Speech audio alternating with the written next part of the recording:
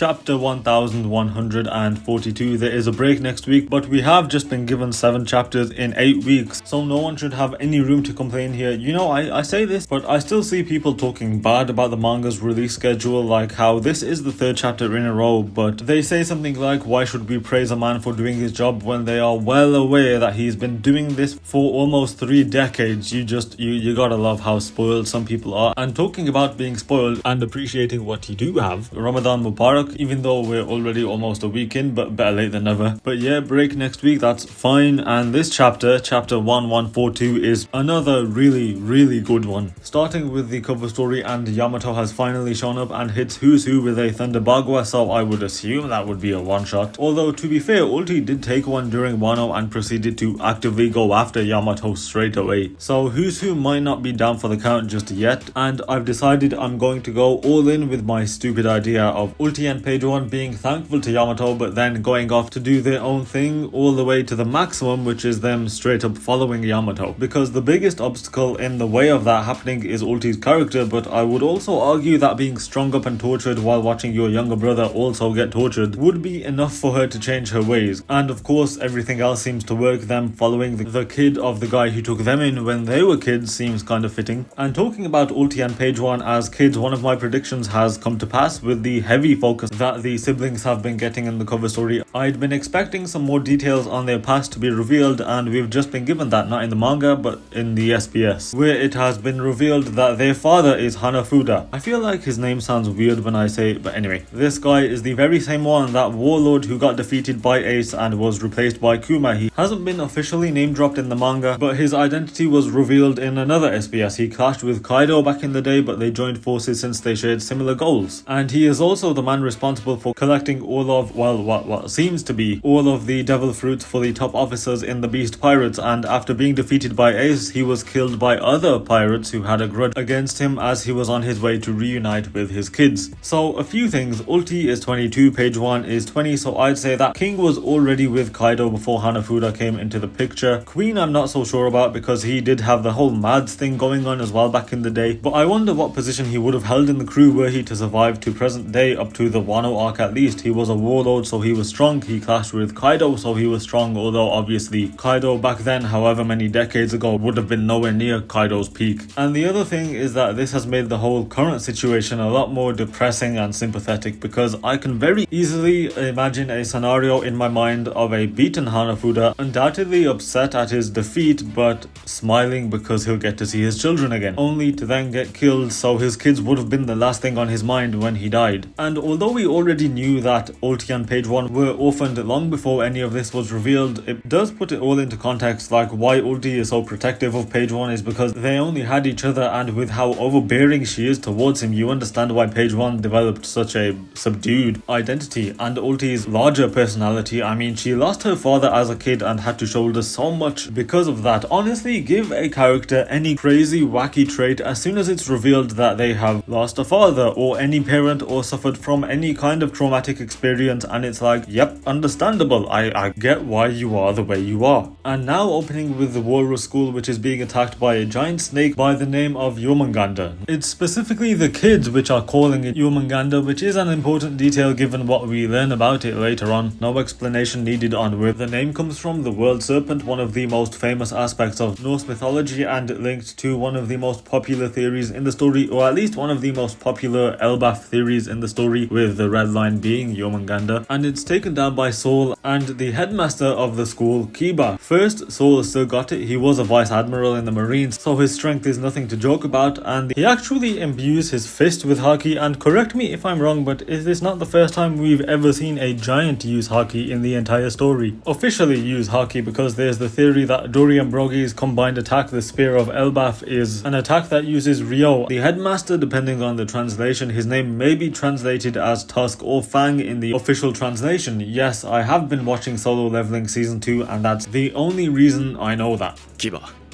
お前の名前はキバだ。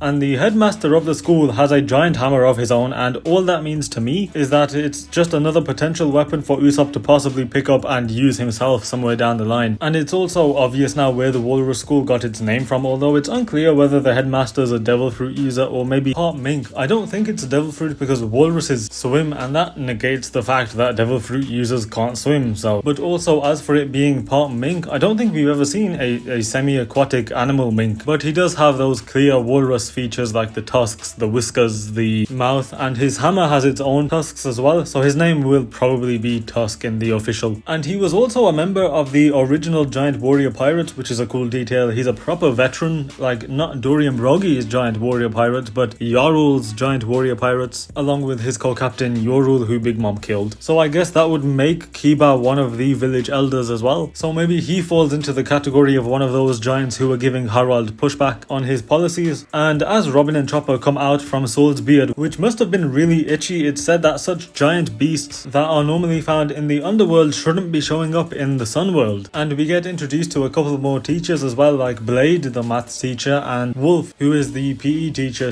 And he's heavily injured, so these creatures are strong. And as more giant monsters show up, the headmaster decides to take emergency measures and orders a horn to be blown to notify the entire country and evacuate the school. And back to Norse mythology again, because this is 100% mirroring the Gjallarhorn that is heard all across the 9 realms and is blown to signify the beginning of Ragnarok. So I am saying it's official now that the final war, Ragnarok, has begun. And this is the first battle of it taking place on Elbaf. And this surely isn't the first time the horn has been blown. During the Void Century, no doubt, but would there have been any other time as well? Because the whole point of Ragnarok is the world being reset and reborn, which is just like the Harley text and the 3 worlds. And the kids in the school begin sleepwalking and are moving towards the beach, following the path laid by Gunko's arrows. She said her arrows show the trajectory of her attacks or something like that, but this doesn't look like an attack, so I guess this would be a separate ability or technique where she can control other people's trajectory, so their movements with the arrows. But also the Holy Knights are not playing. They showed up, tried to execute plan A, which failed, and they almost immediately have put plan B into action and have already begun kidnapping the kids. So the first step is to get them to the beach, but if they can't use the abyss, the summoning circle, then they need to get them to sea level because they're currently thousands of meters up. Gunko can make those arrow birds, which seems plausible, but that also sounds very, very laborious because these are giant kids. So does she make one bird and take them down one by one, a bigger bird to take down a few at a time, or just a humongous bird and take them all down at once? And this is obviously assuming that the arrow bird is the course of action they take, but I don't think so because it seems either very straining on Gunko or very time consuming. Either way, it's not very efficient. As far as we know, there isn't another ability that could streamline the process, although having said that, there's a good chance that such a power will be introduced in the near future. Back down to the underworld, and now this is the first real look we're getting at Loki's size. Look at him compared to Hyrudin. He's like 3 times his height, and while Hyrudin's, well, he's doing his best given the circumstances. If we look down to Hyrudin's right, we see the monster trio lined up, and just look at them. When was the last time we got a shot like this with all 3 of them together? And Loki doesn't pass out on the spot, and he's instantly giving out orders and threats to Luffy and everyone else. He wants the final cuff around his ankle to be unshackled, but he also says that even in the state that he's in, he's more than capable of destroying Elbaph. So as he is, that legendary devil fruit power is still being suppressed by that final ankle chain, but he still is a devil fruit user, so the fact that he is able to stand up with all the punishment he's already taken, but also to grasp his hammer and lift it up, is unironically an incredible feat of strength and will on his part. And to say that he can still destroy Elbaf even though he's so beat up, that definitely comes down to his ability to still wield the hammer Ragnia, because 1, it's a hammer, so an external source of power that shouldn't be affected by the Sea Prism Stone in any way, but 2, and this is the much more convincing argument, is that we see him straight after this use the hammer to strike the tree, which causes a lightning bolt to also strike the tree, which starts another fire. So there's no need to speculate on what he meant by that because he's just given us a first-hand demonstration. So this means Loki was definitely the guy who started the fire in Haugen village by using Ragnia, right? That seems like the obvious connection, and it might have been depicted in chapter 1136 when the giants are recapping Loki's most heinous acts, and here he is laughing in the classic Gear 5 pose with a burning village behind him. So Loki must have had Ragnia since he was a kid. Maybe it was a present given to him when he was born, because I don't think anyone would have offered him such a weapon after his streak of incidents. Or maybe Harald, as the hypothetical traitor king, gave Loki the hammer in an attempt to weaponize his wild nature against elbaf. The only thing that's making me think otherwise to Loki starting the village fire is that you'd think Ripley would have mentioned it when she was talking to Frankie. It seems like a major detail to miss out. It's so cool finally seeing him unchained and swinging the hammer against the tree. It's just so satisfying. He put all his weight behind that swing, 6 years locked up sitting down, so that definitely popped a few joints back in. He'll be feeling much better after that. And I love the fact the hammer is just a huge dense cube. It's nothing special design wise, like how in Berserk Guts' sword is pointed out as barely being a sword. It's just a huge slab of metal. Simply, if you get hit by the hammer, it's a long day for you. And what's so great about Loki is that if he ends up being on our side, that would be insane. If he ends up being our enemy, that would be insane. If he remains as a third party with no allegiances to anyone, that would be insane. Regardless of the direction the story goes with him, it's almost guaranteed to be next level. And the lightning strike, it's a huge bolt, by the way. It's as tall as the tree, and it hits the spot that he hit with Ragnarok, so again it's very reminiscent of what was drawn in the mural, and you can see the thundercloud above the tree clearly separate from the rest of the sky. But a part of the sun world also catches fire, and it can be seen from the western village where the party is, and Jarl tells them to hurry up and put it out, but they also hear the sound of the horn, so they now should be aware of the current danger levels, I guess. The party has been cancelled, and they say the fire is in the southern part of the tree, so I hope we'll get to see another village, although from the looks of it we won't be able to get to know it all that well, because there's a strong chance that just like Haugen village, it's going to be burnt to a crisp. And back to the school again, where Ange told the kids to draw down their greatest fears, and those drawings come to life as creepy living sketches, like this guy from SpongeBob, and they resemble Loki, Nika, and they drew the giant wolf Fenrir, a skeleton undead soldier, which would be the Draugr from Norse myth. There was the Jormungandr from before, which makes sense now why the kids identified it, because it was their drawing. There's the Nidhogg, which in Norse mythology it's a creature that eats at the roots of the world tree, and I've seen it described as a worm or a dragon-like creature, so maybe the Nidhogg is this dragon that's front and center. There's a huge bird which could represent the eagle that sits atop the world tree in the Norse mythology. There's a storm cloud that one of the kids did mention, same with a ghost, and I do appreciate that there seems to be different styles of drawings here because each one was drawn by a different kid. One of the kids also drew their mom, so I assume that's whatever this thing is here on the left. There's something just beneath the Nika drawing that I can't really make out. It looks kind of mechanical, like a mechanical animal, but also notice in the very corner a drawing that looks a lot like Big Mom, and I guess they told stories of her rampage even after she left, so it looks like she is getting her appearance in elbaf after all. For the Nika drawing specifically, I'm seeing attention drawn to it, no pun intended, as a black Nika, although my first thought is that that's just how some of the kids on elbaf picture him. Like with that image we got when Jarl was talking about Nika, it's just how they view him, there's no significance with the colour. And I have thought something very similar to this when it was revealed that it was up in the air as to whether Nika was a destroyer or a liberator, and I theorized that people desired to be both versions of him, so regardless of which one Nika actually was, because fruits are supposedly born from desire, even though there was only one Nika, this meant that both interpretations of him manifested in two different devil fruits, the one Luffy ate, which is the liberator Nika fruit, and the one Loki ate, which is the destroyer Nika fruit. So Loki is correct when he calls himself the sun god, and this quote black Nika we see is specifically depicting that destroyer version of Nika. But just to add a bit more here, you could maybe say that the second Nika fruit only came into being after Joyboy's time, because the Harley text spoke of him essentially fanning the flames of war, so that could have been the first time that the figure of Nika had been associated with destruction, which in turn led to the manifestation of the destroyer Nika fruit following the chaos that he caused during the Void Century, while he was using the original liberator Nika fruit. And if you notice in the big final panel, we see Nika and Loki, and both of them have beards in their drawings, so that could be another connection that Loki and this dark destroyer Nika are connected. But Nika aside now, as for the rest of the colossal monsters, I'm taking this as kind of soft confirmation that some of these other drawings were creatures or beings that existed at some point in the past, like the Jormungandr, Fenrir, the giant eagle, the Draugr soldier may have been alive during the Void Century, where back then everything just seems to have been bigger. The bear with a helmet could have been an ancient figure who had a bear's own fruit. The point is that some of these children's fears could be based on elbaf's mythology, things that actually once existed. This is an amazing panel, and it's going to end up being a goldmine for foreshadowing. The framing is also very similar to that of of the mural with Soul and Jankiba looking out with their backs turned like Frankie, looking out to this otherworldly scene. And remember, Ripley did say that she believes the mural is a kid's drawing and these giant monsters are straight up kids' drawings brought to life. But back to this main ability we're seeing in this chapter, it's that of Saint Somers who is bringing these things to life. So it seems his ability is to manifest someone's greatest fears or nightmares. And with how pivotal dreams are to the story, it only makes sense that there would be a power revolving around nightmares as well. Actually, it's surprising it's taken this long for such a power to be revealed in the story, unless it was purposefully being saved for this late. And when we talk about fear, there is one character that is the cornerstone of that theme. It's Usopp. What if this is his source of development in the arc? He is forced to face his greatest fear and is able to overcome it. So not physical but mental growth, which is arguably better for his character. Although that being said, I wouldn't hate it if we saw him pick up and wield the hammer Ragnia, a real multi-ton hammer. And all of the Holy Knights are watching this go down from afar, and it looks like Shamrock has already left the island because we don't see him anywhere this chapter. He showed up, aura farmed for a bit, attacked a defenseless individual and then left. But as for who's still here, it seems like it's Killingham's power that put the children to sleep, and he's almost put himself to sleep. And they talk about whether they can get this done in time, and Somers talks about how love and getting hurt is connected. So I guess he's the romantic of the group. He does have a rose on his uniform. Garp would probably be a fan of that saying, you know, although he definitely is not a fan of the guy saying it. And it's really great how each member of the Holy Knights have thoroughly distinguished themselves as their own characters in this short time, both design and personality wise. It really makes me look forward to meeting the rest of them, who I assume we will meet when we cut back to whatever Shamrock's been told to do back in Marijua. Somers asks Gunko what she fears the most, and her answer to that question is Nika. What kind of propaganda do you think these guys would have been raised on to fear Nika so much? Because the only people who would have had first-hand experience with Nika before Egghead obviously would be Emu and the elders. But this is also confirmation that the Holy Knights know about the figure of Nika, so they aren't entirely ignorant to the current situation. So the question comes down to how much do they know, because maybe these guys were raised on the stories of what Joyboy did during the Void Century, so the only image they have in their head of Nika is that of a destroyer, which is why Gunko said Nika as her answer. But she, of all people, better brace herself immediately, because a certain Loki is almost completely free from his bindings and he could potentially have the abilities of that destroyer Nika that she fears so much. But also Gunko did not hold back with her attacks when she and Shamrock did meet him, and she also killed and incapacitated his best friends, those giant underworld beasts. So to summarize, Loki's revenge tour is coming up soon and Gunko's name is very near the top of that list.